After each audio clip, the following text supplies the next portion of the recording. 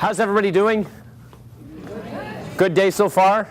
Not bad. Great people in the room. I feel like we've got the right people. Now it's a matter of doing the right things, having a little bit of fun maybe. I always think things go better with fun.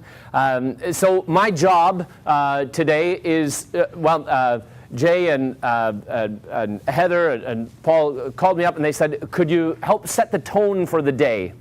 Because sometimes events like this can be sort of the same old thing over and over, and my hope is that it won't be the same old thing. Of course, I'm not in control of that, but what I can do is kind of maybe start things off in somewhat of an interesting way. I should tell you, I'm kind of a strange guy right off the start. I do like to I like to do little tricks and things to get people's attention. By the way, airport security does not think that trick is funny. But I have strange hobbies, is sort of the best way I can put it. I always dabbled a little bit. My parents actually thought I'd drop out of school and join the circus. I never did, and I'm happy for that. But I ended up picking up this little hobby along. Does anybody else have strange hobbies? By the way, I should ask this. Anybody? Yeah, anybody want to share strange hobbies? What are they? No, you don't want to share yours. Anybody want to share a strange hobby? Nobody? No, it's a timid group. That's okay. Well, I brought one of my hobbies with me today. Let's see here. I like to play with mousetraps. Yeah. So I brought mousetraps with me today. I brought a big bag of them.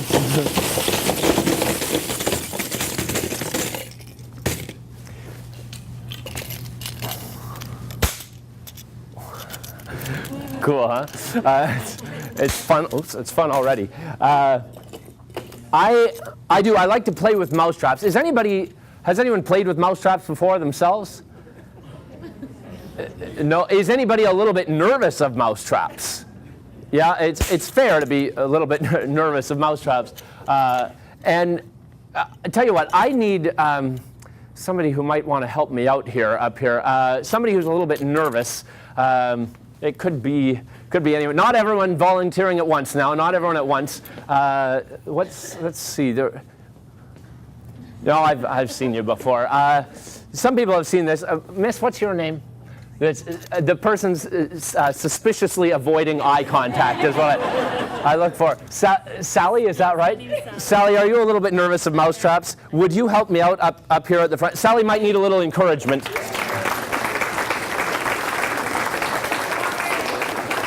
Nice to meet you, Sally. Come on up.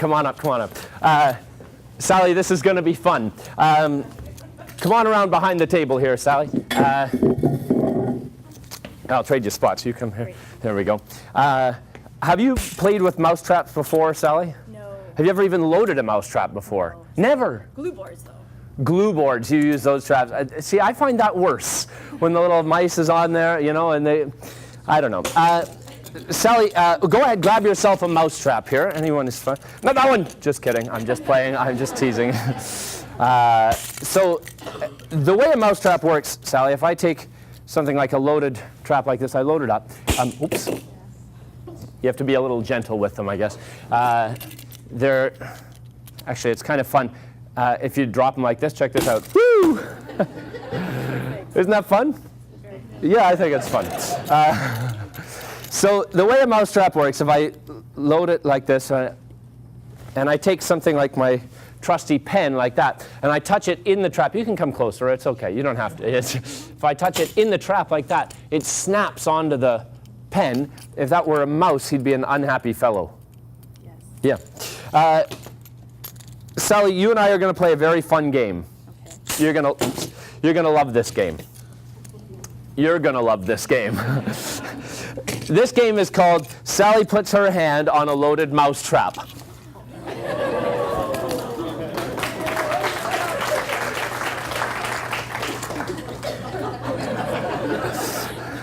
Sally, you're looking a little more nervous than you were even a moment ago. That's fair. I should have asked, what do you do, Sally? What's your role here? I work with my colleagues here at Public Health. Oh, fantastic. Well, welcome.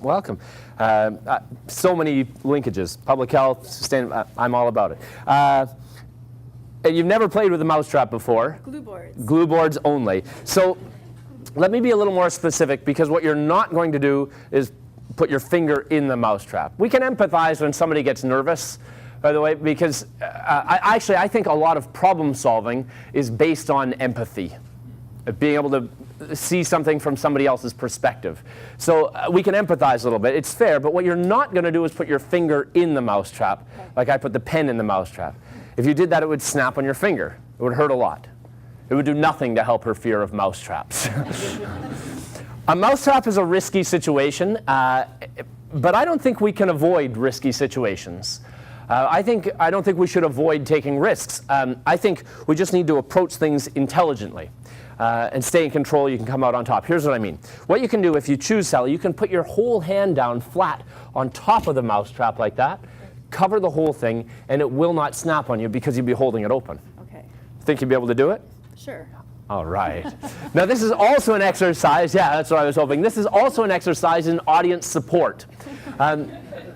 Because rarely do great things happen from individuals alone, I find. So what I found actually about great people, this is my job, believe it or not, and I find I get to go to schools and talk to companies and professionals and organizations all over, and I find that great people are really good at recognizing when somebody else is taking a step out there, when they're trying something ostentatious, maybe, and they support them through that risk.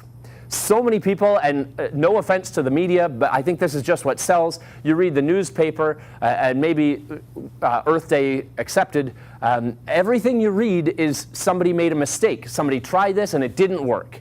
And so let's call everyone out on their mistakes. And I don't know if that's helpful for the types of things we're trying to do. So great people support other people. So here's what's going to happen. Sally's going to put her hand out flat over the trap like this. The audience, you going to start sending Sally positive silent vibes. You can do it. We believe in you. All this kind of stuff. Sally, whenever she's ready, she's going to drop her hand flat on the mousetrap. I'll cry out, yes. The audience, you will erupt into a round of applause and cheers. Sally will hold her hand on the mousetrap and bask in the glory of conquering the mousetrap. Don't worry. Sally, are you right or left-handed? I'm right-handed. Right-handed? You might want to use your left hand for this one.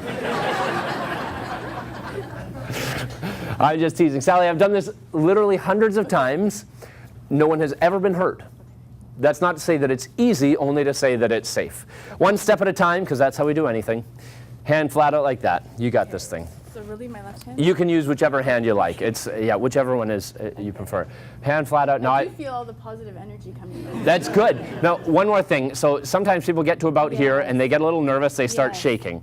And I get nervous they're going to touch the trigger before they're holding a trap. It's never happened before. I just get nervous about it, not to make you nervous. Okay, and so from here, you kind of want to, like you just go for it. There comes a point where you just have to go for it, so you don't have to wind up or anything silly like that. You got this thing. Whenever you're ready, and hold it there. Gentle, right? Yep. Yes! Applause! Applause! Applause! Sally! So I can just lift it. Yeah, keep your hand there. Keep your hand there. So bask in the glory. They're applauding for you. Sally, you have your hand on a loaded mousetrap. How do you feel?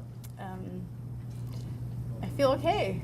You feel okay? That's good. Do you feel in pain right now? No. No, that's good.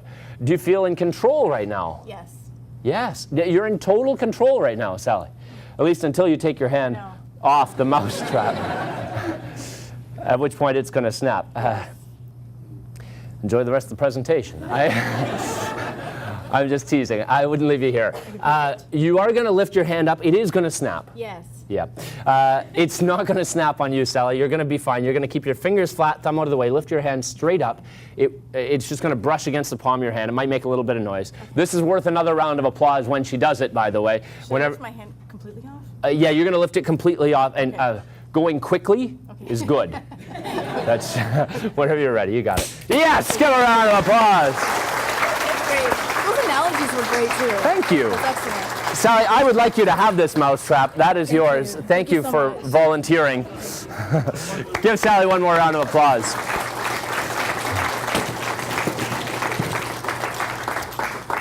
I'll show you how it works. Look, if I take, by the way, can you hear me okay? Okay, great. I want to make sure. if I take a trap like this and load it up on my hand, and I put my hand on it like that, it does trigger the trap, right? But there's nowhere for that trap to swing, right? So even when I do lift up my hand, it just brushes against the palm of my hand. It actually pushes my hand out of the way. It's actually one of the safest ways to disarm a mousetrap. Now, I tell people I like playing with mousetraps. What I really like doing is encouraging people to take risks. And I like encouraging risk-taking on a couple levels. On a personal level, I think we need to take risks because when we take a risk, that's when we learn and that's when we grow. You know, if you think about your most significant, memorable experiences in life, my guess is they didn't happen while you were sitting at home on the couch.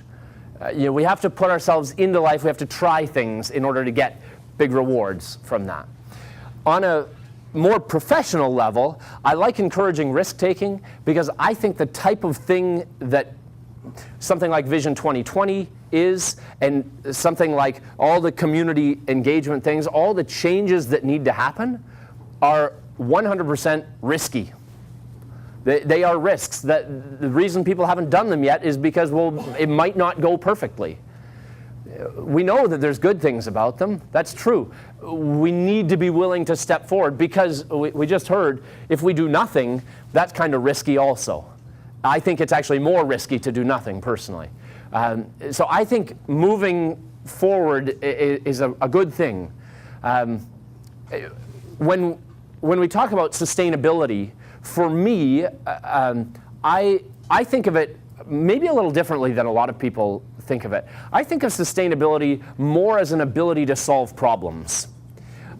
Some people think of it more like a staying the same or going back to old times kind of thing. I don't actually think of it like that. I don't know if those are options anymore. I think of it more like resilience, personally.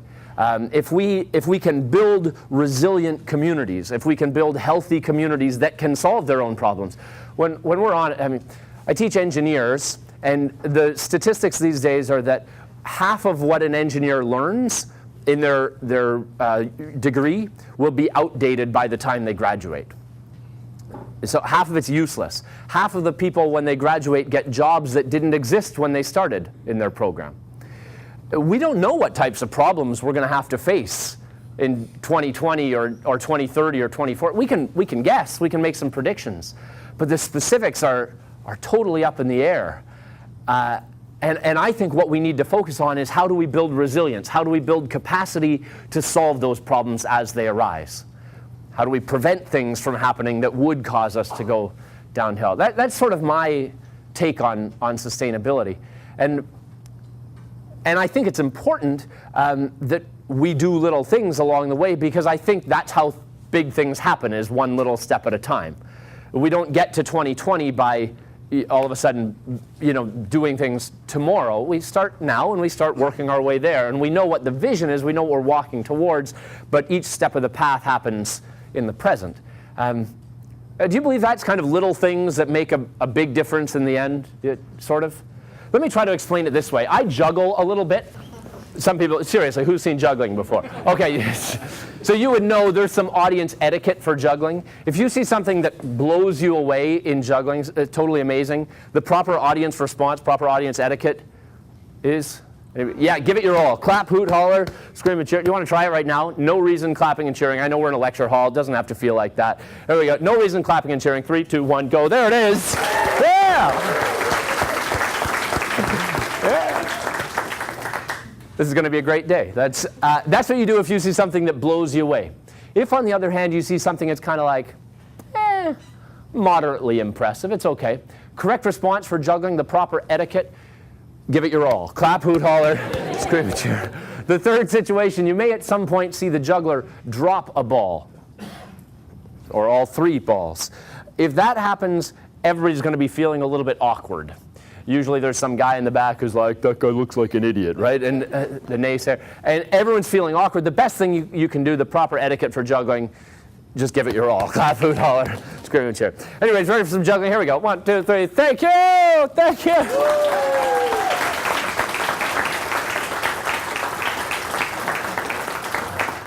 Thank you. I couldn't help but notice that not everyone was immediately and utterly blown away.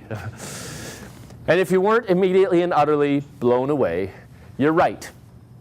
Because juggling is way easier than most people think, actually. Juggling is based on a very simple skill. If you can do this, you can juggle. Now, some people are like, I can do that. I can't juggle. It's not the ideas you have, it's what you do with those ideas. You start with the basic things, and then you build up. Look, you take the same simple idea, put it together, one other simple idea. It's 1, 2. It's just the same thing twice, but it starts to look a little bit better. 1, 2.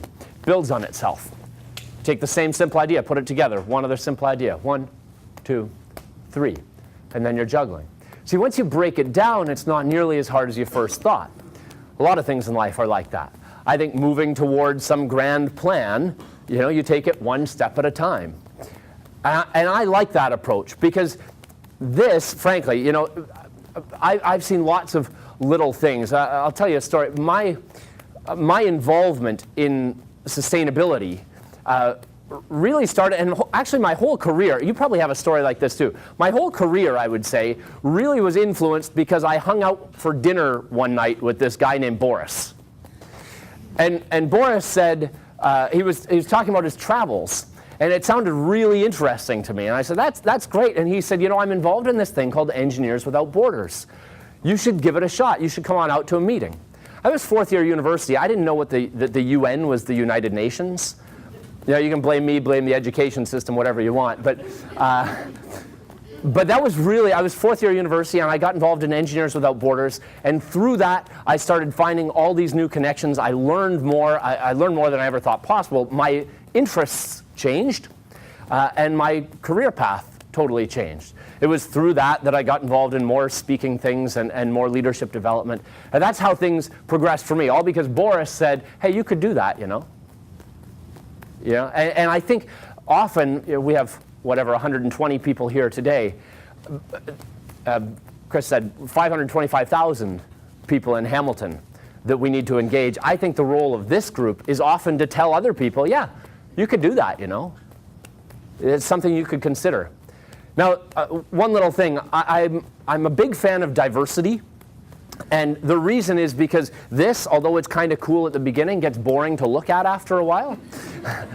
Right? But if we've got 120 people each doing their own unique things, then we start to see some interesting things happen in communities. That's what makes cities great. You can start to change up the pattern a little bit. Ooh. You can do fancy handwork. Oh, like that. Oh, yeah. Or the other way. Or back and forth. Oh, you could drop a ball. Thank you.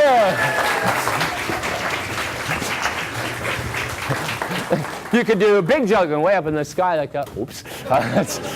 You could do small juggling. Ooh. Or sideways juggling. You could drop a ball. You could do one-handed juggling. Oh. Or the other way. Oh. Or no way at all. Oh. And then you get the third one going. Like,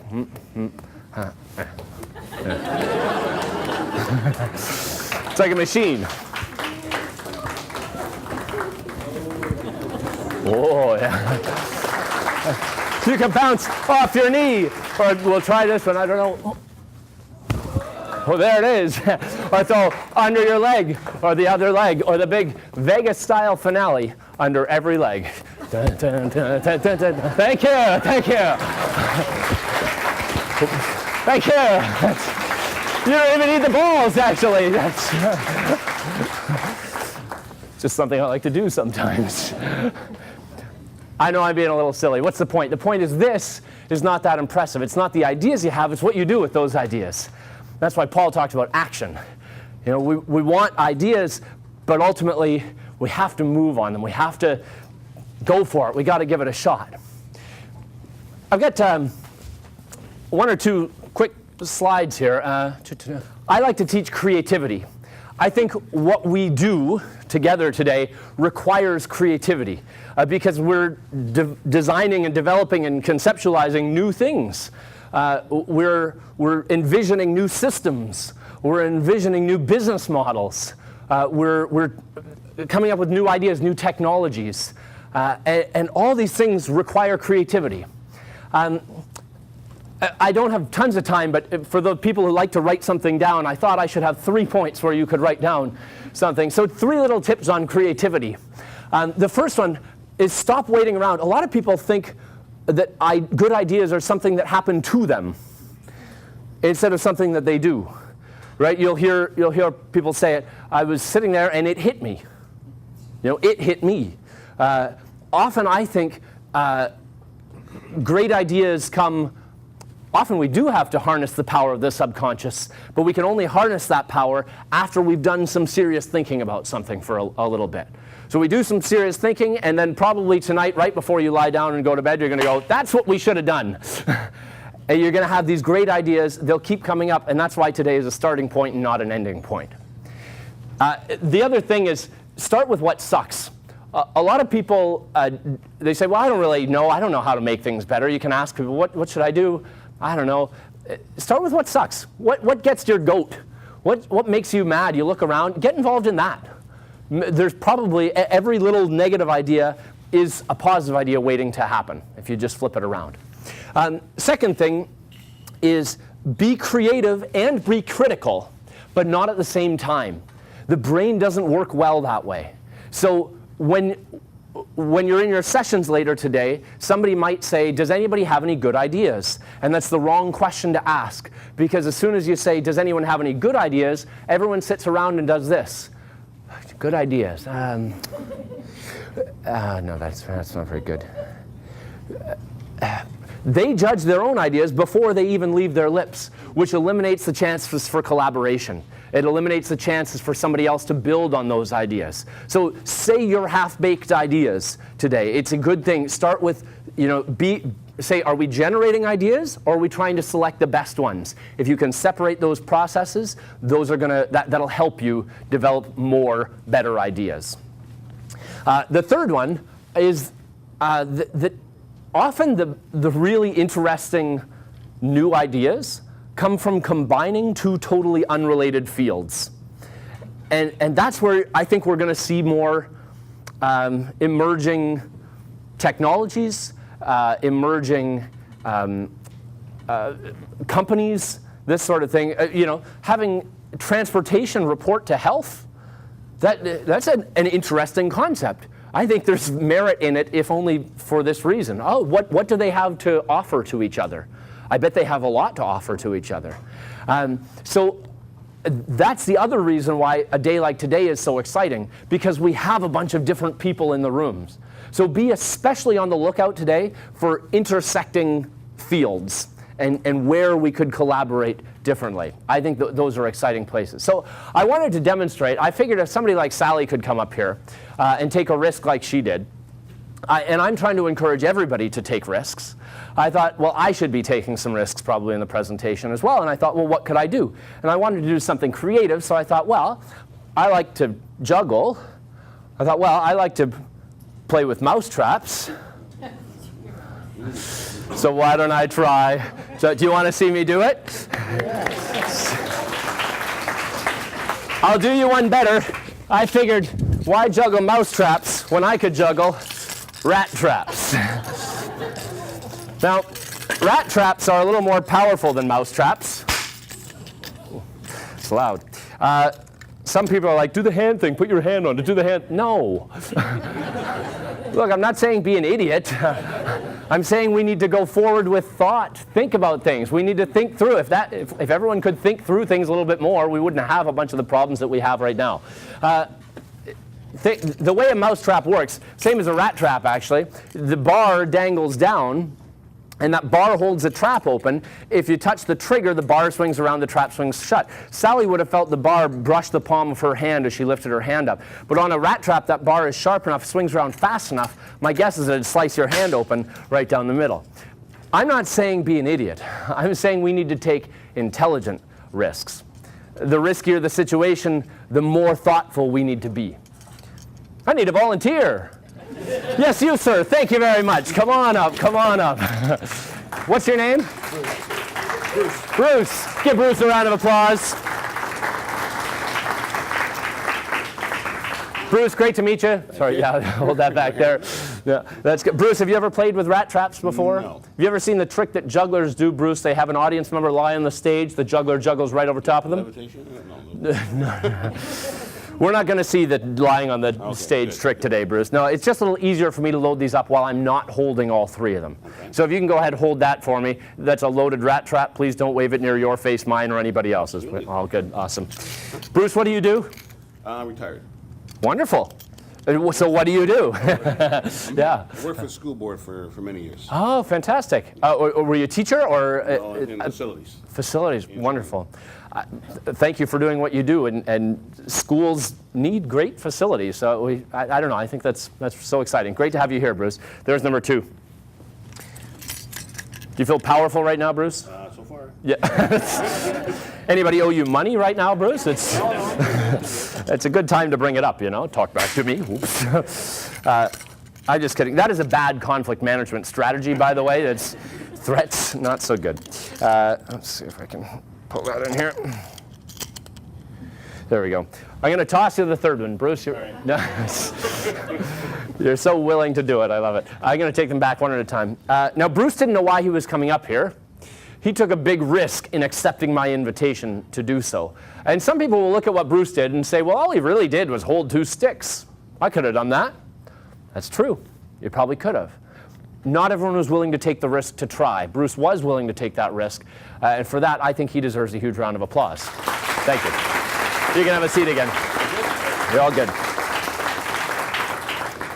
And there's a nice analogy there. What you do every day often is not appreciated. People might look on and say, well, all she really did was. Well, that's true. Maybe it wasn't all that complicated. But not everyone was willing to do it. You are willing to do it. You were willing to be here. For that, I think you deserve a big round of applause. Way to go. Yeah. Juggling loaded rat traps on 3. This is purely for fun. By the way, some people are like, how is juggling loaded rat traps an intelligent risk? I practice. Sometimes the simplest ideas are the best ones, but nothing good comes without hard work. 3, juggling loaded rat traps. Applause anytime is fine. Whoops, that's okay. Thank you. One little trick. I call it too close for comfort. Here it is. Woo, there. So we go. 1, 2, there. Yeah. Juggling loaded rat traps. There you go.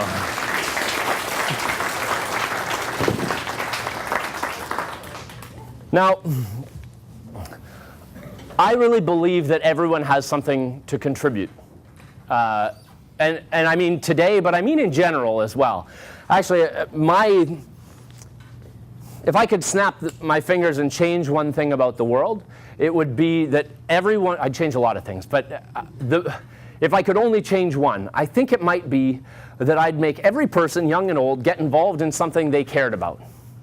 The thing with sustainability issues, with community issues in general, is that they're complex, which means it's not a simple, if you do this, then all these nice things will happen in a linear fashion, to use engineering terminology. Right? It's more like this complex web, this ball of yarn that's all wound up.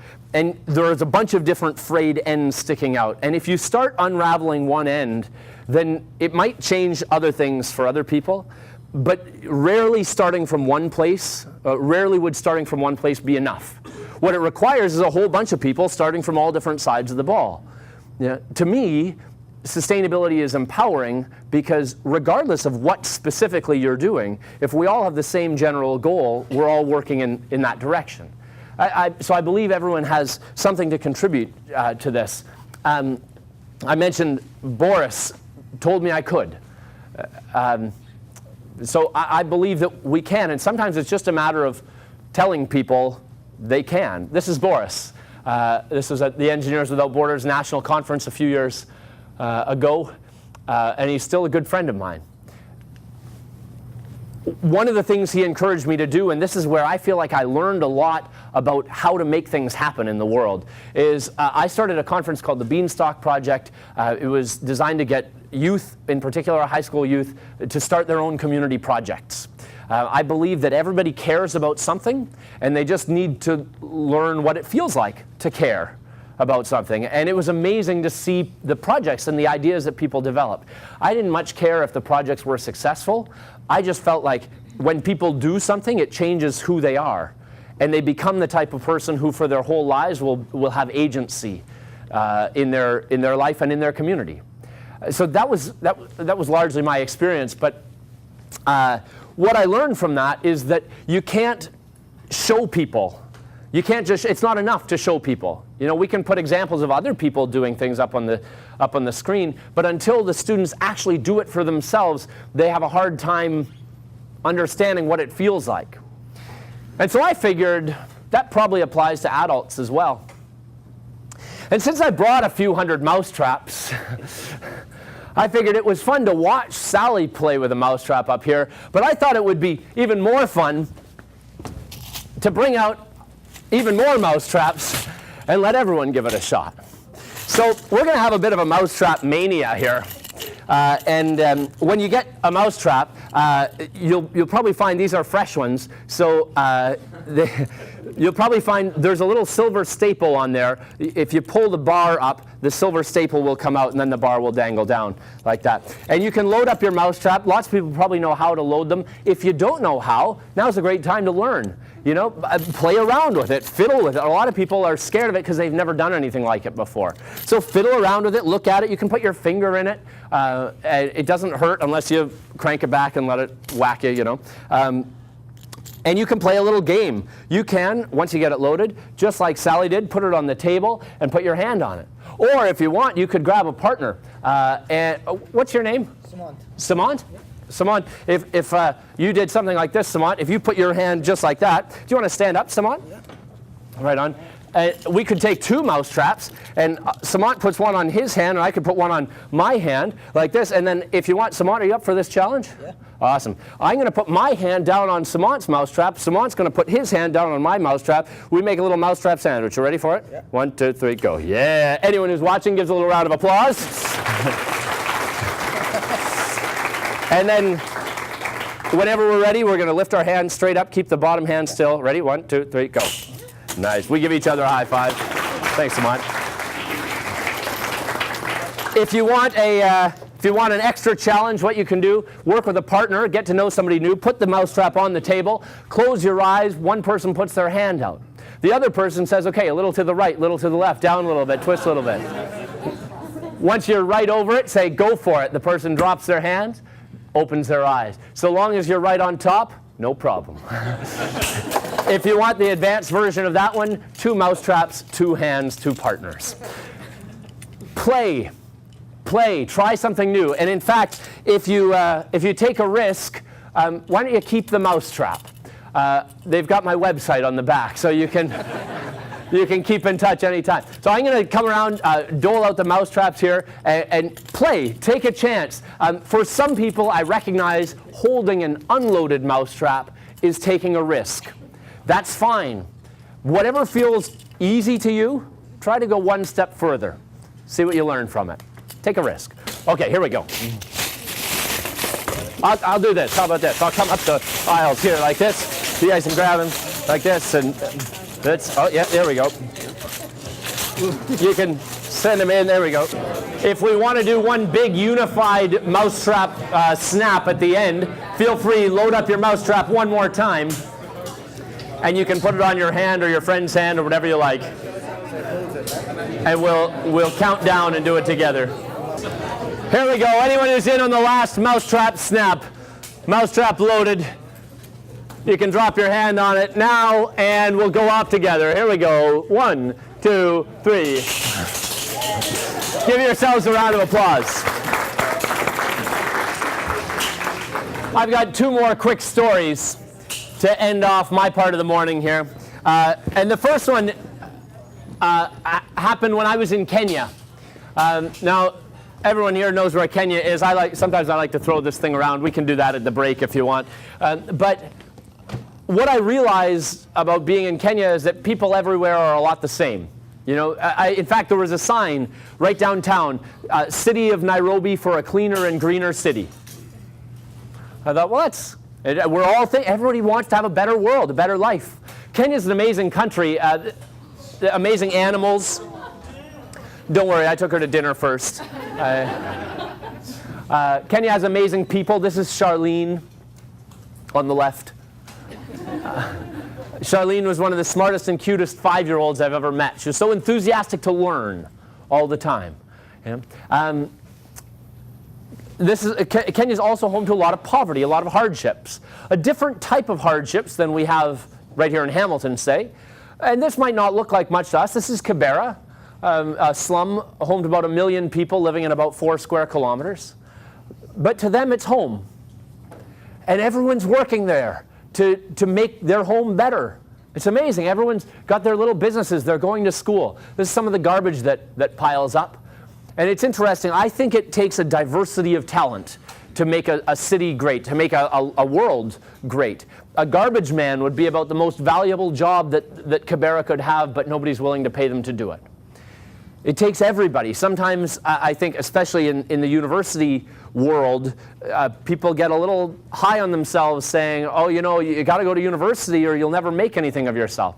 That's not true. It's not true. There are tons of valuable jobs, tons of valuable roles to play that don't require a university education. I think everybody has something to contribute. Everybody has something to contribute. One little story I learned about people. We went on safari. I took all the photos, but occasionally you get right up close to an issue and like this. This is a van that had 2 of its wheels stuck in big holes. Now in Canada we'd call it a tow truck, but in Masai Mara there are no tow trucks. So what do? You get out and push. Yeah, and if that doesn't work, well then the 4 vans behind you stop and unload to help out. It wasn't easy. It was hard to unstick the vehicle. We had to use everything we had. 2 spare tires to put in the holes, a huge van jack, 7 or 8 logs as levers, no fewer than 14 people pushing and pulling from 3 sides of the van. It was hard. Some things in life are hard, I think. Ensuring environmental sustainability is hard. Getting a city aligned on a common direction is hard. But some things are worth doing, What do you do when things are hard? Tell you what these guys did. Keep a positive attitude, reevaluate your approach, keep on trying. There's no tow truck on its way. That's up to you. It's up to us. The guy in the back in the blue tank top, his name was Chris. Chris graduated with a Master's of Business Administration, pretty fancy degree, but he didn't really help out this day. I don't know why. Maybe he was just a little tired or something. As we're loading back up into the van, Chris said this, no word of a lie. He says, can't believe how badly managed this is.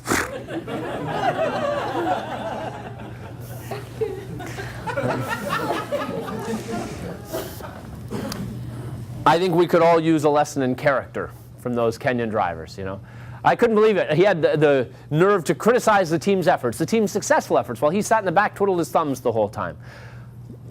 The whole situation, though, really showed me the willingness that people have to help each other out as well, balanced with a positive. Our van broke down just down the road from a pack of 7 lions that we had just watched attack a buffalo. But a sympathetic driver stopped, gave us a tow out of the park, and we were safe. We were fine.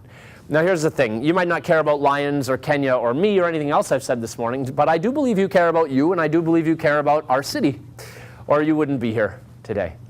And so my question to you is, who are you and how do you show it? Are you Chris, the intelligent but useless who sits in the back and criticizes? Probably not, given that you're here. Or are you Sammy, our Kenyan driver, who when he comes across trouble is the first one out of the van lined up to help push? Are you Boris, the guy who says you can do that? Who are you and how do you show it? I really want to tell one more story. I gotta share this. I'm gonna go over time, but I need to share it. I'll read it fast because I wrote a book and it was something I never thought I could do. But then somebody said, that's a good story. Have you considered it? Somebody said, you could do that. And so I did. And I realized it's a real book now, but my illustrator showed how to change the world. He kept all his rough work. And I realized after looking at it, you start with an idea like this. It's rough, though. You don't know how to do it. You start with it. We probably have these rough ideas. Then you go back to the basics. And this part isn't fun. But it's okay because it's necessary. Then you start adding in the details as you go. Some things change as you go along. The rock changes corners. Flexibility is a good thing, right? And then you clean it up finally and then add in the color. The problem is most people only see this and they forget that it was a process to get there. Remember that it's a process today. And forever, actually, that it's a process. Sometimes it's not as fun. Sometimes it's not as pretty as the final product, but I think we're moving in the right direction. So whether you're trying to change the world or just trying to better yourself, I think maybe there's something to be learned from this. Would you like to hear it? I always loved story time in school. It's university hit and we stopped having story time, and I was never the same since. One last thing before I say this. I want you to join me in thanking Jay and Heather and Paul and everyone for inviting me to be part of your day. I feel so privileged to have been part of it. Thank you for everybody else who volunteered and organized to make this happen. Thank you for being here, but especially to those who invited me. Thank you, thank you, thank you. If anybody wants to keep in touch, I have a monthly newsletter, an article that I send out. I'll have a book. I'll be kind of over here hanging out. You can grab a business card from me as well if you think we can collaborate in the future. I would love to talk about how we might do that. To everyone who has ever taken a chance.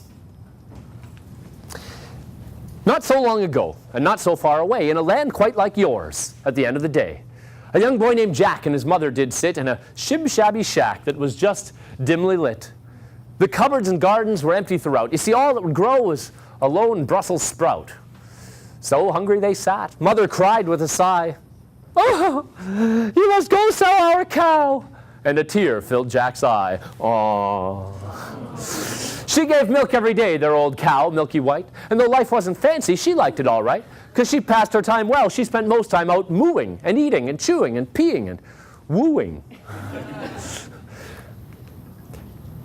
Nervous Jack took his cow, new adventures to find. His frown turned around by his positive mind. And a funny thing happened when Jack lost his fear. The world, it seemed brighter. The path became clear. Jack walked on in style and his confidence grew. He was hip. He was with it. And liking it too. Just then, an odd creature appeared on Jack's way, and Jack knew by his smile that his heart was okay. He held out his hand and then winked his left eye. "An adventure? Seek you. Mm-hmm. And a cow do seek I." Mm-hmm. It's Yoda. It's wasn't actually Yoda. He does look a little like Yoda. Actually, this is a design, Sebastian Jaster Illustrator Special combination, combining two ideas, Yoda and, any guesses? Not an elf. Think Eastern philosophy leader. Not Gandhi. Not Kim Jong-il. No. Right, the Dalai Lama. Dalai Lama, yeah. Dalai, you see it now? Oh, yeah. The cow you do have, and these 5 beans have I. Plant the beans, climb the beanstalk, and you'll reach the sky.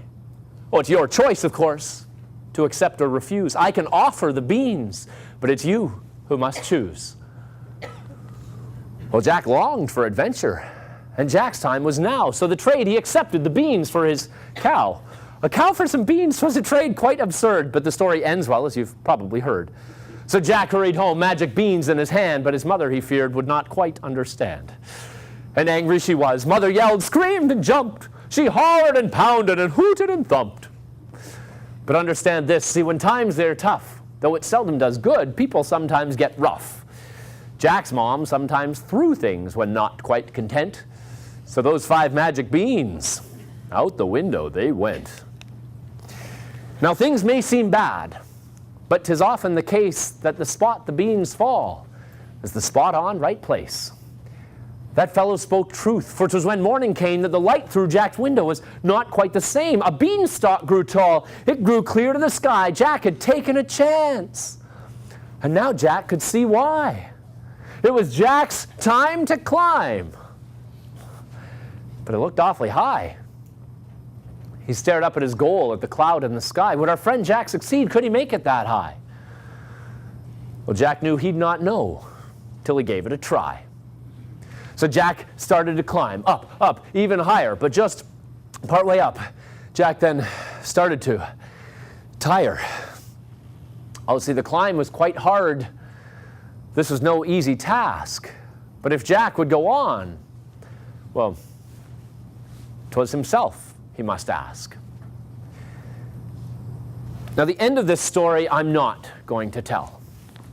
You decide for yourself whether Jack will fare well. You see, Jack's just a symbol, but your life is real. Why not find your own beanstalk?